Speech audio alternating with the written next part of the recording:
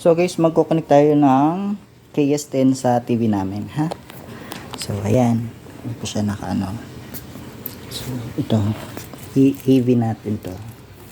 Ay, ayan, naka-EV na pala siya. Ito, so ito yung, ayan, ayan, sundan mo. Ayan. Ito, lalagay natin dito sa video. Ayan, sa video. Ayan. Tapos, isasaksak natin yung KS10. Ayan, nakasaksak na. At ipa-power on natin. So, pa-power on na natin to. Ayan, naka-power on na, pero wala. Pero, yan. Kukunin ko itong puti. Sasaksak natin dito sa puti na audio. Tapos magugulat kayo. Ulaga, meron na. O, diba?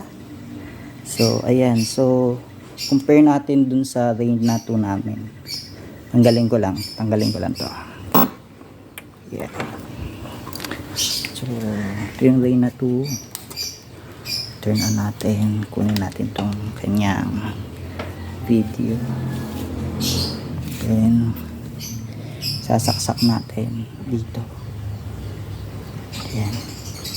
Nasaksak na. Boom! Video lang. Ayan. Si Reyna 2. Nababasa naman siya. So, ito lang.